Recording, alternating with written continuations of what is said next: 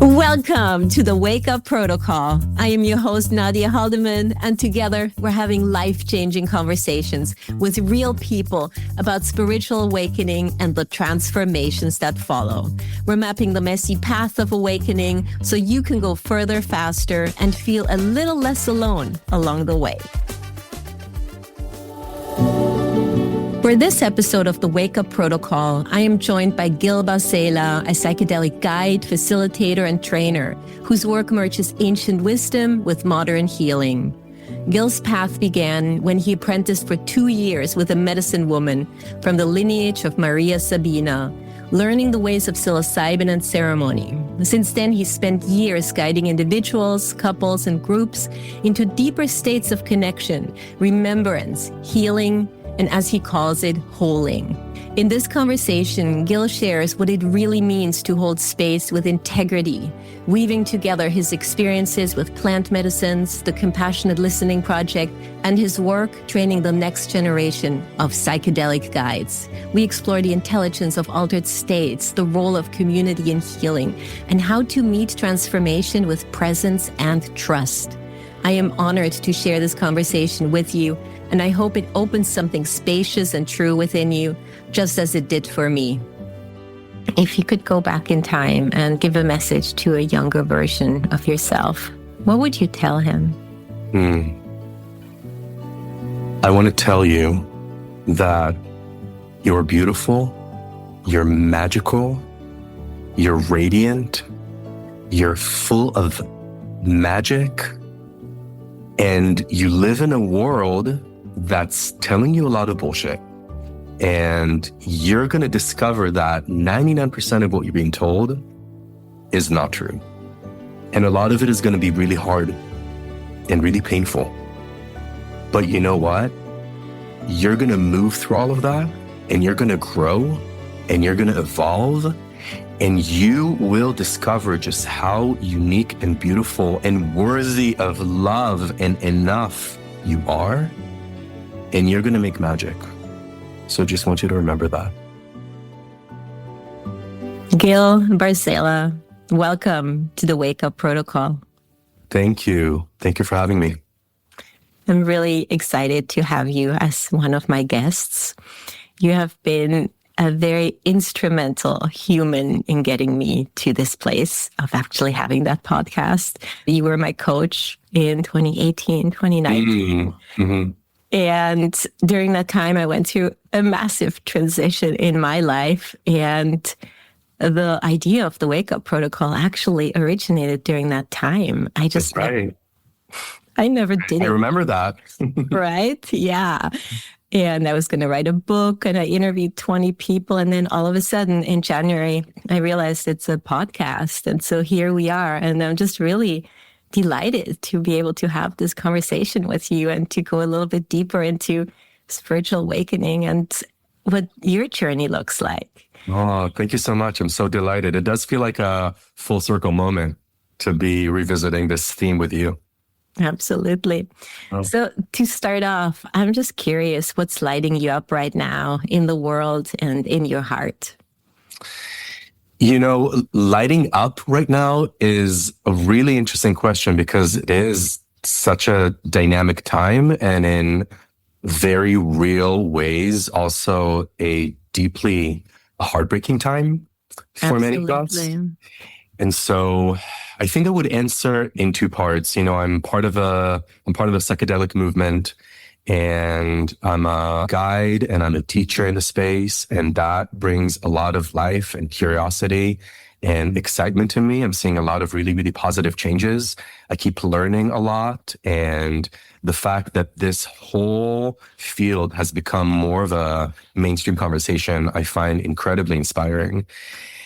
And at the same time, you know, we might touch more on this later. I'm an Israeli Jew, and the past couple of years have been incredibly, incredibly heartbreaking. And I have to name that as well. Just seeing everything that's been unfolding since October 7th in the West Bank and in Gaza, and the unfolding genocide that's been happening. And I just have to make space for that, as well as everything that's happening in this country, because those are not pleasant or comfortable things to look at. And I do feel very strongly those things in my body, as I think many of us do. And part of the idea of a spiritual awakening or waking up in general, to me, has so much to do not just with my own personal development, which psychedelics have been instrumental at, but also understanding my place within culture and within society. And I think those two things go hand in hand, right? I can't really just be on an individual path of enlightenment and awakening without really reckoning with the world around me and the need for liberation at large that is showing itself up in Palestine and in Gaza and with ICE and with everything that's happening in this country, right? My individual path for liberation and the collective path towards liberation are intertwined. That's what's coming up for me as you ask that question. Yeah. And thank you for your honesty. And I knew this was going to be a loaded question for you. I even questioned myself if I should even ask you that, but I wanted to bring it up because absolutely. We do live in a time of massive transitions. And I know the work you do with the psychedelics is really trying to help people with that awakening process. And yet there is so much hardship going on in the world. And maybe that is why people are starting to awaken in bigger numbers, because there's more hardship and there's more reason to really start shifting the energy, shifting the way things are going in the world. I'm curious how you see your work with the psychedelics, and maybe you can talk a little bit about what it is that you're doing, because you're definitely one of the pioneers at the forefront of something exciting. What the work is that you're doing and how that might impact the way the world could potentially shift if we were moving towards a more positive future. What a beautiful and expansive question. So let me start by sharing a little bit about my world and what I do. I'm a psychedelic guide, and I'm based in Seattle. I have a practice here in Seattle, and I work primarily with individuals one-on-one. I also do couples work, and I'm also a trainer. I have a year-long training for psychedelic guides where I teach them the art of holding ceremony that blends Western style psychology with the frequencies of ceremony. And that has really been the bulk of my work. And in terms of my orientation to the work, as a way of getting to the second part of your question, the way I really think about this work is from the perspective of healing and holing, from the word making whole, right? Wholeness. That's beautiful. And it's really bringing those two elements together. So, we're used to thinking about healing work in the sense of releasing our trauma and becoming more aware of our coping mechanisms and our patterns and unwinding those. And all of that is really, really important. But healing work in some circles can be kind of like a downward spiral. It can be very addictive to become very fixated about everything that's wrong, everything that's not working, my trauma, my wounds, and all that kind of stuff. And I think it's really, really important. And I'm not the only person in the space holding this perspective, but I think it's really important to hold our healing work in the context of wholeness, right? In the context of remembering and connecting to the parts of us that are actually intact, that are actually connected to our inner guidance, that can actually propel us forward, that actually have the healing intelligence needed to do the healing work. And those resources exist within us, and they exist all around us, in nature and in spirit. And so the work to me has become to really hold both frequencies, knowing that one has to do with the other, right? And in order to do the healing work, you have to connect to your wholeness. And in order to connect to your wholeness, you also have to tend to the parts we've rejected, right? And bring them to wholeness. So the two really go hand in hand. So that's a little bit about my world. Thank you for explaining that. Yeah, absolutely. And when I think about the role of psychedelics, those have been the most, I would say, potent tool that we have right now.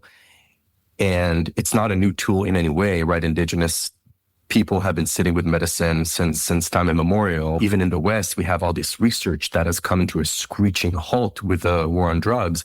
And now, thankfully, we have this really huge renaissance in the psychedelic field.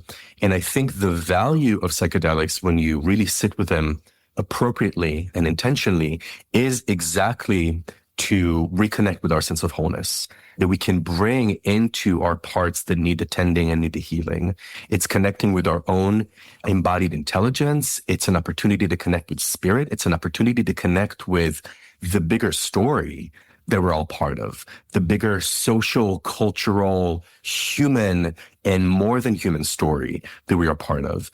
And in that sense, it's a deeply reconnective work. The more I do this work, the more I realize that essentially all the ailments of society and all of our mental and emotional dysfunction really come from one thing, which is disconnection. It's disconnection from our bodies. It's disconnection from our sense of authenticity. It's disconnection from each other. It's disconnection from the earth. And it's kind of like concentric circles of disconnection that are particularly potent, I would say, in America, particularly now, with capitalism really being the name of the game for who knows how long, right? It's a very disconnected, dissociative culture that we live in. And so all healing and holing is reconnection. And so when we allow ourselves the spaces to reconnect to ourselves, to do the healing work that we need, there's also a greater opportunity to reconnect to the greater story that we're a part of. So going back to your original question, that to me is the potency of psychedelics. It's not just our own individual work.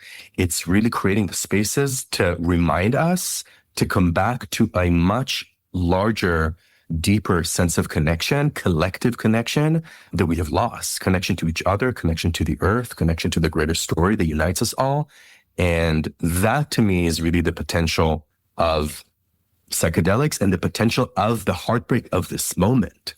That if we take it to really look deeply at ourselves and use this heartbreak in order to understand how disconnected, how grieving, how heartbroken we actually all are. And we take that to really recalibrate in a deep way, I think maybe there's a chance for all of us to see through to the other side. What beautiful work you're doing with these medicines. And as you said, these are medicines that have been around for eons with indigenous people. And I also find it really interesting how they were being deemed as very dangerous and denied for us to be using as medicines, as tools. And it almost feels like it's part of how the system set itself up to make us scared of the things that heal us so that there could be a power over structure that could still stay in place. Yes. And also keep in mind that the war on drugs began really as a cultural war. We had the hippie movement. We had the anti-war movement, when the war in Vietnam was going on. We had incredible social justice movement that was emerging at the time. And so the war on drugs was really a tool to control and illegalize these movements themselves, right? The idea was if we make the substances that those people use who are, like using cannabis, and LSD was the drug of the moment. And so the idea was if we ban those substances, we can ban those people. If we ban those people, if we legalize those people, if we incarcerate those people, then we control the movement. So that was the origin of the war on drugs. And it's very important, again, to understand how connected our individual liberation is to our collective liberation. And I think the war on drugs is a really clear example of how the systems and the structures and governments really trying to clamp down on our natural desire for liberation. Yeah, thank you for explaining this so well. I've been thinking about it a lot. And when I think about the work you're doing, you really feel like an alchemist. The yin and yang symbol is just coming up over and over again in my mind's eye when I hear you talk, because the light needs the dark and the dark needs the light, but there needs to be a balance and it needs to be in harmony with each other. And so I feel like the work you're doing is really helping to bring that balance back, and hopefully it can have a ripple effect into the world. And especially with your background, being from Israel and having done compassionate listening journeys to Palestine, spending time there with the people and really listening and trying to understand what's actually really going on, what we're not being told in the news. So I would like to shift a little bit. I'm interested in the spiritual awakening. And if you had to define spiritual awakening, how would you define that? First of all, you've mentioned my work with compassionate listening and what I do in Israel and Palestine. And I do want to touch on that, but Please. I think I'll respond to your question first and then we'll loop back to that. So to me, spiritual awakening, it's like exiting the matrix, right? It's this idea that we live in a sort of a default world with a lot of norms and a lot of conventions. And all spiritual awakening or waking up, right, using your language, is understanding that this is a certain construct that has been put upon us and beginning to exit it and ask ourselves some really, really meaningful questions about what actually feels true to me. If this is the smaller truth that has been handed down, that's been put on me, what is the bigger, deeper truth? And again, this relates to a spectrum from the individual to the collective. And so that's what spiritual awakening means to me. And I think there is a very connective element to that as well. Again, stepping outside of this very disconnected experience and into a much more interconnected understanding of my world and my experience and the universe at large.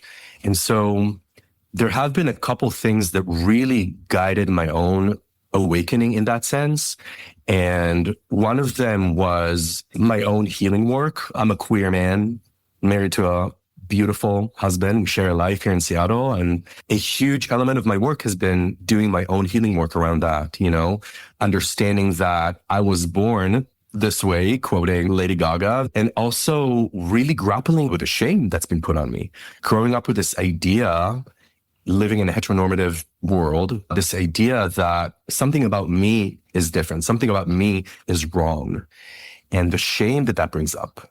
And so I think a huge part of my spiritual awakening was to really understand that, no, it's the world that is wrong. It's the messages that I've received that are wrong. There's actually nothing wrong about me. And in fact, once I allowed that in, I was able to really harness the gifts of queer, which to me are all about this idea that we're talking about of questioning the status quo, questioning the messages that I've received, questioning heteronormativity, questioning these ideas of gender, right? Once I was able to really claim my queerness, that was an entryway into being able to ask all these questions that are related to spiritual, emotional, societal awakening that I'm immersed in right now. So that was one aspect. Another big aspect of my awakening has been grappling with my place of origin, which is Israel. So I was born and raised in Israel. I'm an Israeli Jew, and I served in the military. I went through the educational system, Israeli educational system. And I was also the recipient as a civilian of a lot of violence. I mean, when I grew up in Israel in Tel Aviv in the 90s, it was a very tumultuous time. It was right after the Oslo Accords broke down. There was a lot of violence in the West Bank. There was a lot of violence in Israel proper, bombings and so on. And so as an Israeli citizen, that was part of my experience. It was getting on the bus, going to school in the morning and afraid that the bus might explode, right? And so all of it is part of my upbringing. And it's only when I later on as an adult moved to New York to pursue my acting career at the time, that was my past life, right? But it's only from the vantage of space and time that I was able to really ask myself some very deep questions about who I am and where I come from. And I will share one anecdote that might illustrate that. I was in theater school and I was working on a character in a play that was a war veteran. And I had brought all these elements with me from Israel. Actors do all this sensory work to bring their own experience into the character. And so I had brought my dog tags from my military service to have in New York. And so during that time, I'm wearing my dog tags as a way of really connecting with my own experiences as a soldier to bring that into the character. And I'm sitting on the subway in New York. And I'm just kind of like feeling into my dog tags, just kind of like playing with them with my hand. And all of a sudden I have this full-blown flashback of me in my station in Lebanon, which is where I served during my service. And in this flashback, I'm being bombed, right? We're being bombed, which would happen frequently. And I'm having this full blown panic attack or like a PTSD episode, and my breath becomes really, really shallow. And I completely panicked, and I had to get off the train to regulate my system. And I had no idea what was happening to me in that moment. Wow. But that was one of the first opportunities that I had to realize that, wow, that trauma is lodged in my body. And if this trauma is lodged in my own body, it is also lodged in every body, Israeli, Palestinian, literally in every single body on the land. And that got me into thinking about, well, what is this?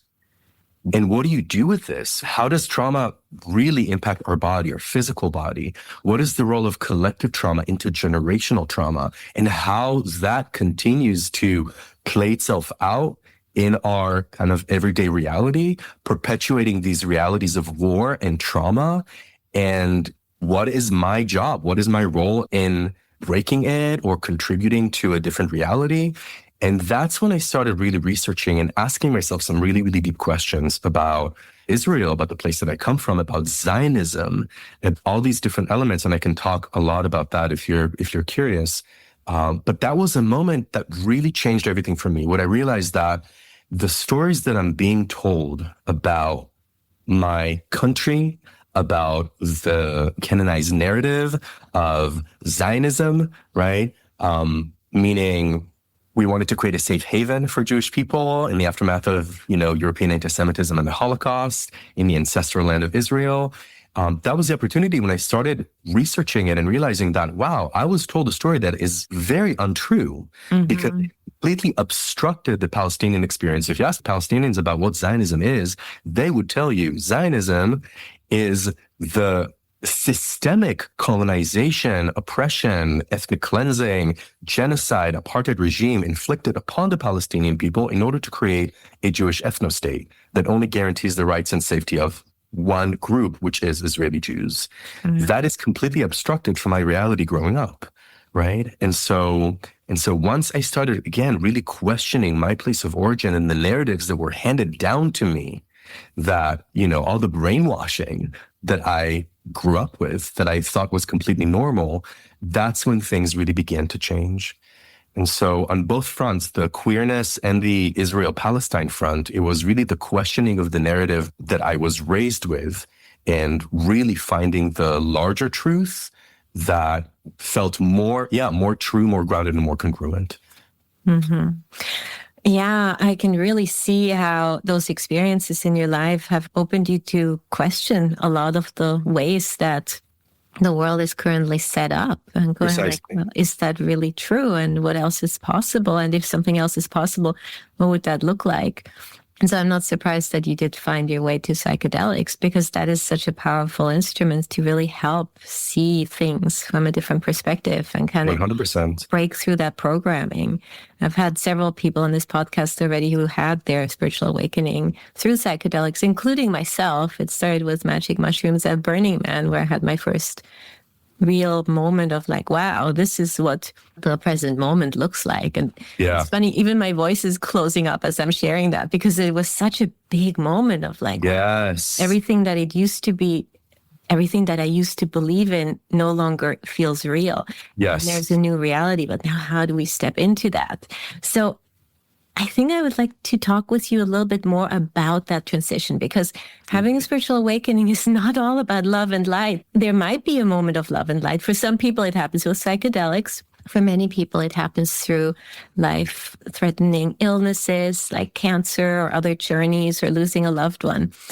But there is a moment where all of a sudden there's that, wow, okay, and this is what the present moment feels like. And then at some point, reality comes back, the programming, the default world, the matrix, and we're back in it. And how do you integrate that? What a beautiful question. You're speaking to a tension that definitely exists. And I've experienced it myself, and I've definitely witnessed that in clients as well, where you do have this big opening, and then you go back to previous relationships, or you still live in a world that is not really guided by the same principles or downloads or expansion that you have received through psychedelics or through your work with medicine. And so I think to me, that's a really slow and gradual process. What has been important for me to understand is that, first of all, those changes occur on a cellular level, right? These are embodied changes that we get to hold in our physical body.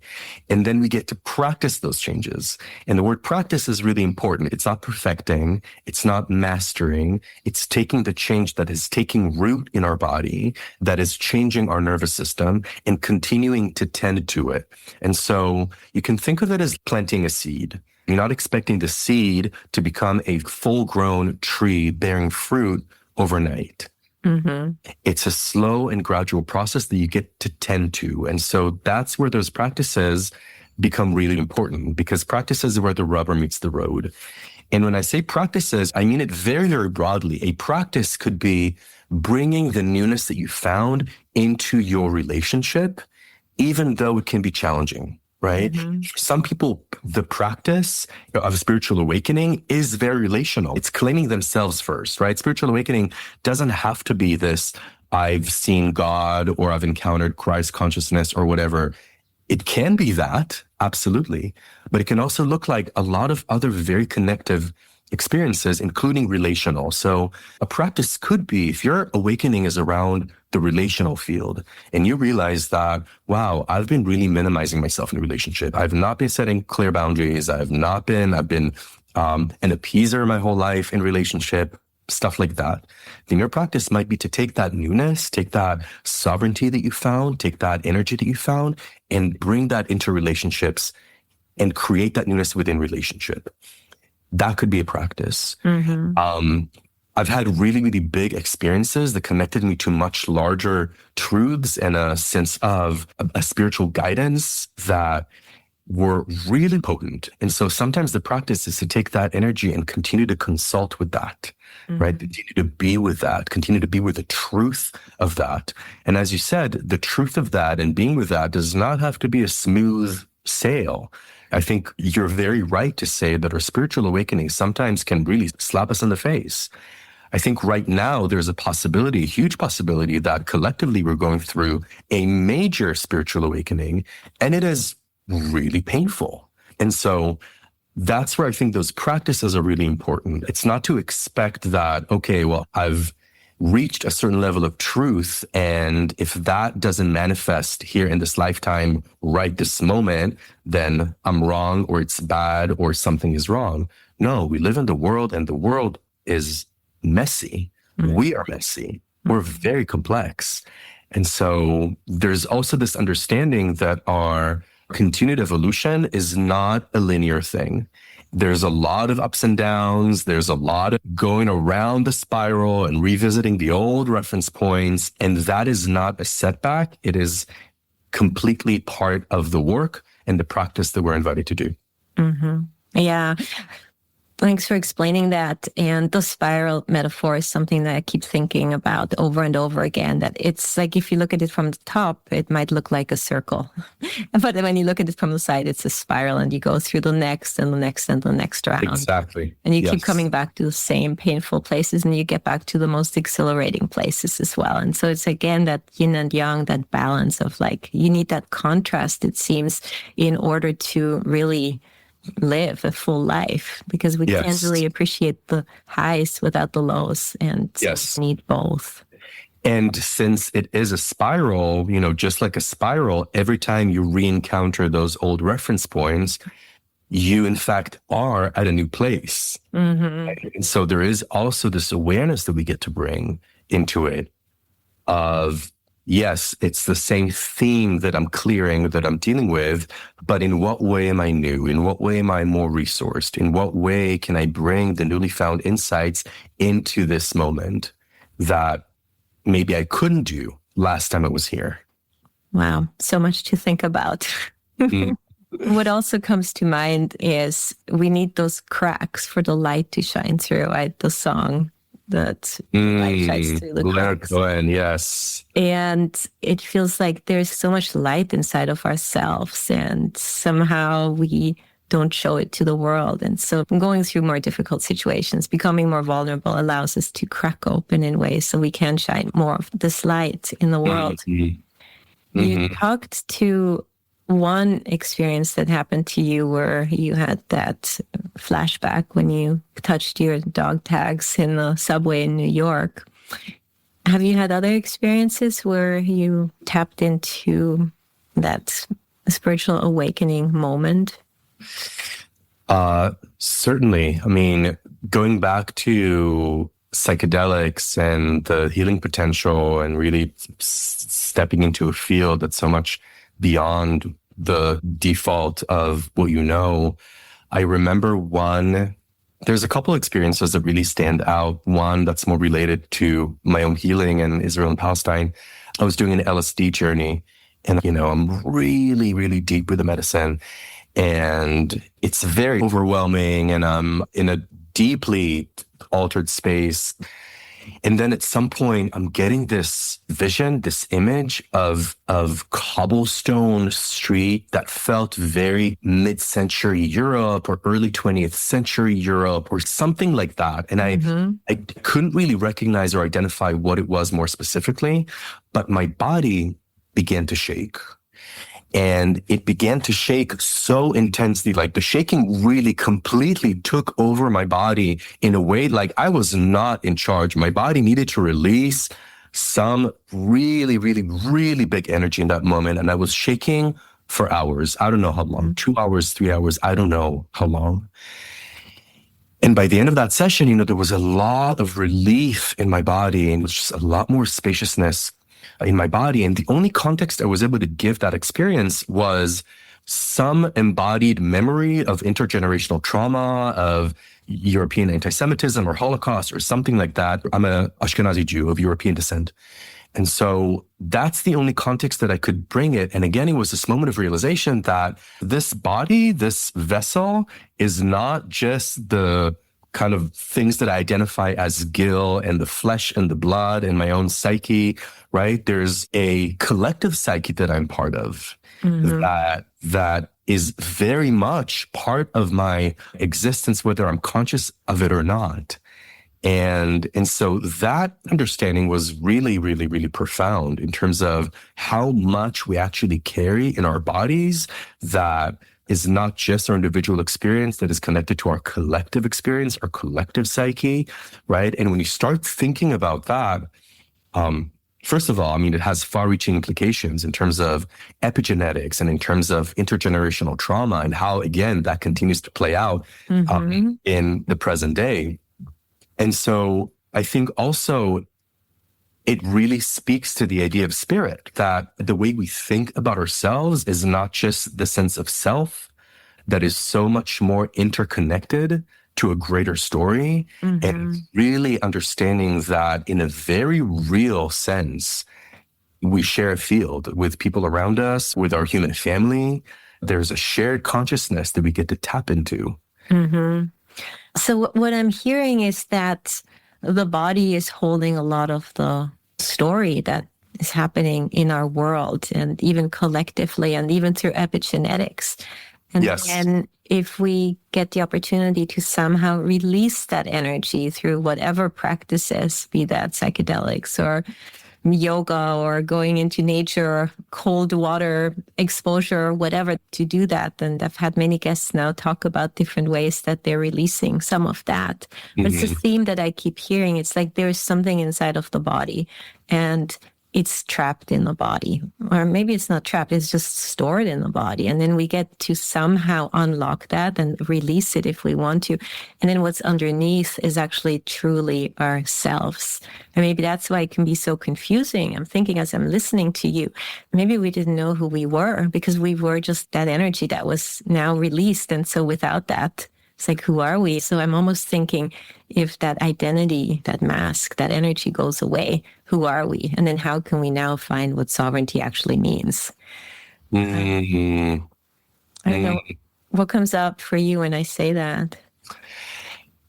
I think there's First of all, there's a lot of truth in what you're saying. I think for most of us, we operate out of our conditioning and the things that we've received. And it takes a lot of awakening and a lot of self-awareness to really distinguish between what are the voices that have been handed down through culture or history and what actually feels really authentic and really congruent. And again, I do think that for me, one of the gifts of being queer is being forced into that question. Yeah. People like us who are, I think that's true for a lot of marginalized communities, for queer people, for trans people. You really are kind of forced into asking yourself, right, what actually is mine and what is not mine? Mm-hmm. And so I think there's a great gift in that. And you're right in saying that being in conversation with those elements, being in conversation with those parts, releasing some of the stuff that no longer serves is instrumental in us arriving at who we actually are. But I think the other component that comes up for me around this is it's not just releasing what doesn't serve. Again, this idea of reconnection, right? We're doing all of this, we're releasing all that doesn't serve in order to reconnect something that is more true, reconnect to a more whole version of ourselves, reconnect to each other in a way that feels more authentic, reconnect to a bigger story of culture or society that is more rooted in love and belonging and connection. Thank you so much for explaining that. I think a lot of bits and pieces that I've been putting together through my first 20 interviews back in 2019 and all the conversations I've had now on this podcast, there's something that's starting to click.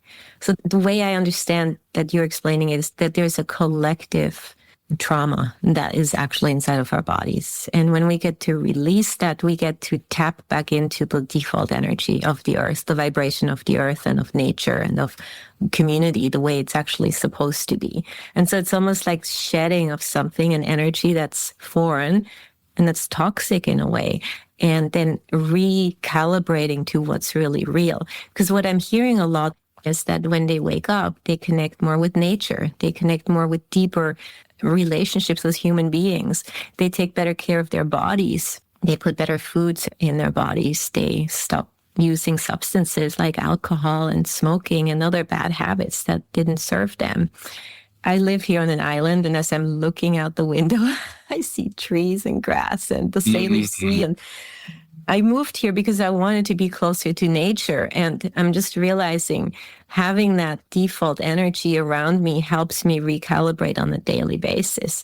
I'm still wondering what energy I need to release to really fully shed all of that so that I can be an open vessel to completely take in what nature actually has to offer and to really start connecting more deeply. When I first saw you, we were neighbors. You were my upstairs neighbor. And yes. I saw you and your husband getting ready for Burning Man. And I looked out the window and I saw you. And the 3 words that came to mind were authentic, present, free.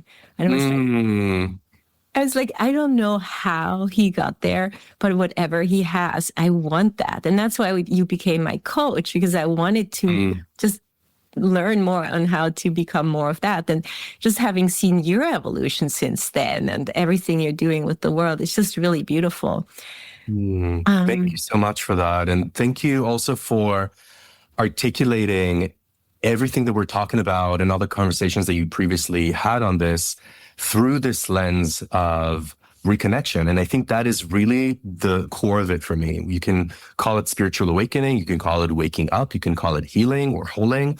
Ultimately, all of it points to the same place, right? Healing disconnection from ourselves, the messages that we've received that have told us that we are not good enough, or that we are better than, or that we're the trauma that keeps us apart from each other. Healing all these elements of disconnection and coming back to connection, right? More authentic connection to ourselves, to each other, and to the world. That to me really is the essence of everything we're talking about. Yeah. Thank you for the clarity on that. I know you do a lot of work in the world helping people heal and whole.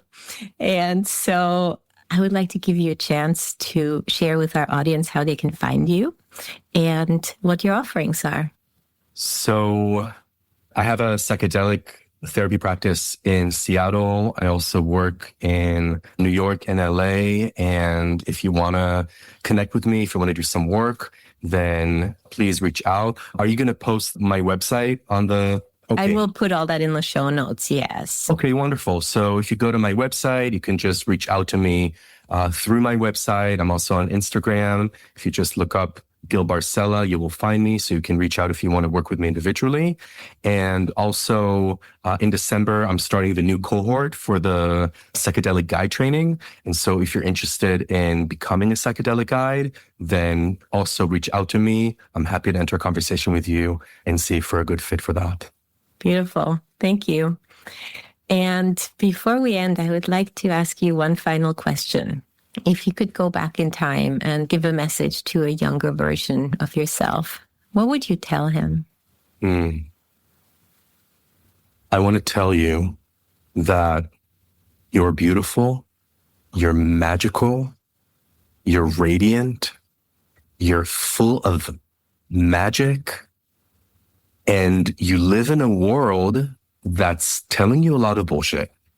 And you're going to discover that 99% of what you're being told is not true. And a lot of it is going to be really hard and really painful. But you know what? You're going to move through all of that, and you're going to grow, and you're going to evolve, and you will discover just how unique and beautiful and worthy of love and enough you are. And you're going to make magic. So just want you to remember that. Beautiful. Thank you so much. And I'm so glad you talked directly to your younger version. I'm sure it arrived. What a pleasure to have had this conversation with you. Thank you so much for all of your wisdom, your generous time. I know you're very busy. And yeah, just for showing up in the world the way you do. We need more of that. Thank you, Gil. I appreciate you. Thank you so much for having me. Thank you so much for tuning into the Wake Up Protocol. If you like what you heard, share this episode with 3 people who need to hear this message. And if you want to go deeper, head to thewakeuprotocol.com and sign up for our email list. That's where we share behind-the-scenes insights, bonus resources, exclusive invites, and the kind of guidance we only send to our community. And if this is the last thing you hear from us, all we'd like to say is keep going, trust yourself, follow your heart. Until next time, have a safe and happy journey.